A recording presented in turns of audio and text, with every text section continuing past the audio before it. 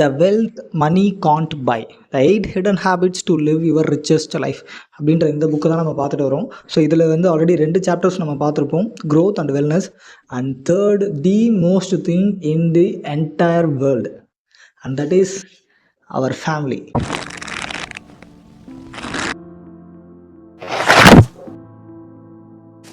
இந்த உலகத்தில் நீங்கள் யாரை வேணால் எடுத்துக்கோங்க, பில்லியனர் எடுத்துக்கோங்க, மில்லியனர்ஸ் எடுத்துக்கோங்க, ஸ்போர்ட்ஸ் மேன், டாப் மோஸ்ட் லெவலில் இருக்கவங்க எல்லாருமே வாட் கேர் மோஸ்ட் அப்படின்னா their family. So family is the biggest wealth you have. இந்த ஃபேமிலியில் எப்படா ஹிடன் ஹேபிட்ஸ் நம்ம கொண்டு வரது அப்படின்னா, ஸோ அதுக்குமே ராபின் சர்மா ரொம்ப இன்டிமஸியாக ஒரு சில பாயிண்ட் சொல்கிறாரு. நம்ம எல்லாருக்குமே தெரியும், but we didn't follow that. அவ்வளோதான். இந்த மாதிரி விஷயம்லாம் பண்ணால் நல்லாயிருக்கும் நமக்கே தெரியும், நமக்கே தோணும் ஒரு சில டைம். பட் நம்ம சம்ஹவ் இது பண்ணால் ஒரு மாதிரி கூச்சமாக இருக்குமோ அப்படின்னு நினச்சிட்டு வி ஸ்கிப் தட். அவ்வளோதான். அந்த மாதிரி சின்ன சின்ன விஷயத்தை தான் ராபின் சர்மா சொல்கிறாரு. அதை மட்டும் நான் உங்களுக்கு ஷேர் பண்ணுறேன். ஸோ அதில் ஃபஸ்ட் என்ன அப்படின்னா,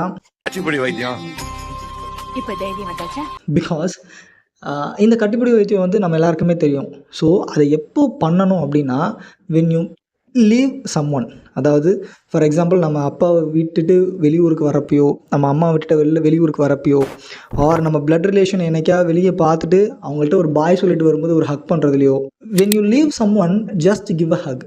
அவ்வளோதான். Because the world is so cruel right now. அடுத்த நிமிஷம் என்ன நடக்க போகுதுன்னு வீடியோ பார்த்துட்டு இருக்க உங்களுக்கும் தெரியாது, வீடியோ ரெக்கார்ட் பண்ணுற எனக்கும் தெரியாது. ஸோ அடுத்த நிமிஷம் என்ன நடக்க போகுதுன்னு நமக்கு தெரியாதுல்ல.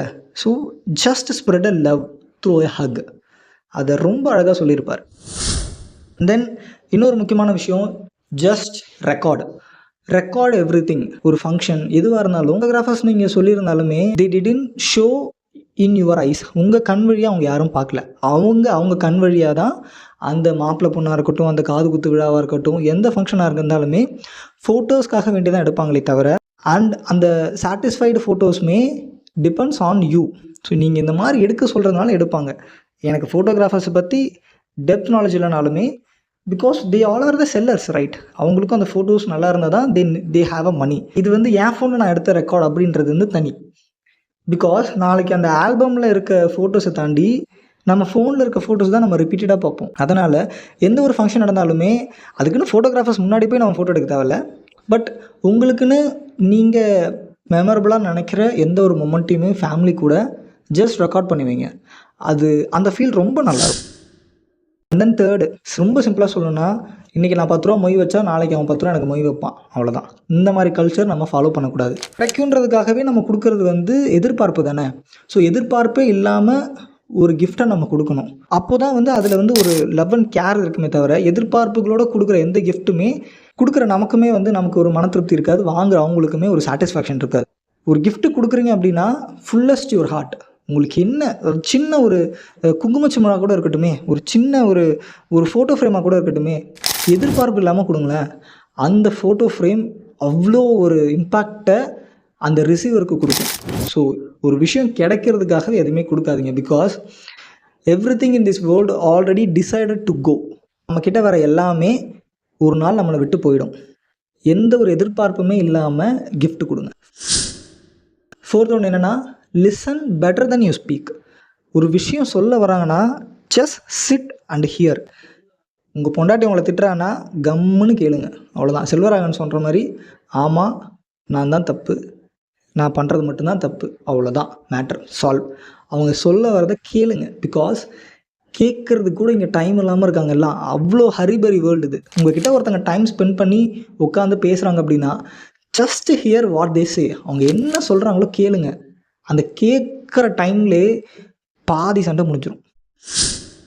ஃபேமிலி அப்படின்றது விஷயத்தில் நிறைய ரிலேஷன்ஷிப் அட்வைஸ் கொடுப்பார். And I don't deliver the relationship advice. நான் வந்து ரிலேஷன்ஷிப் அட்வைஸ் கொடுக்க மாட்டேன். Because it depends upon your self. ஒவ்வொரு ரிலேஷன்ஷிப்புமே ஒவ்வொருத்தவங்களுக்கும் ப்ரீஷியஸ். ஸோ ஒருத்தவங்க சொன்னால் அதை இன்னொருத்தவங்க அக்செப்ட் பண்ணிக்கணும்னு இல்லை. அது ரிலேட் பண்ணக்கூடியவங்க அக்செப்ட் பண்ணிக்கலாம், இன்னொருத்தவங்க ரிலேட்டடாக இருக்கவங்க அக்செப்ட் பண்ணிக்க தேவையில்லை. And that's not our cup of tea. So relationship அப்படின்றது வந்து it's all depend on yourself. But ஒரே ஒரு $1 million கொஷின் மட்டும் உங்களுக்குள்ளே கேட்டுக்கோங்க. இந்த பார்ட்னர் அடுத்து என் கூட ஒரு 10,000 நைட்ஸ் டின்னர் உட்காந்து சாப்பிட போகிறாங்க இல்லையா? ஸோ அடுத்து வரக்கூடிய அத்தனை வருஷத்துலையுமே என் கூட நைட் டின்னர் சாப்பிட போகிறது இந்த பார்ட்னர் அப்படின்னா, you have to choose them wisely. அவ்வளோதான். பிகாஸ் இந்த காலகட்டத்தில் நான் சேல்ஸ் பர்சனாக இருக்கிறதுனால நான் சொல்கிறேன் இதை. ஒரு கஸ்டமர் கிட்ட ஒரு அப்பாயின்மெண்ட் வாங்குறது அவ்வளோ கஷ்டம். But a person decided to give you appointment for 1000 nights, 10,000 nights, endless nights to sit with a dinner for you means sometimes more. அந்த பர்சனை don't leave them, care them. அவ்வளோதான். இந்த வீடியோவை அப்படியே ஸ்டாப் பண்ணிவிட்டு உங்கள் ஃபேமிலி கூட போய் டைம் ஸ்பெண்ட் பண்ணுங்கள். நெக்ஸ்ட் சாப்டரில் மீட் பண்ணலாம். Until then, bye from Sivanesh.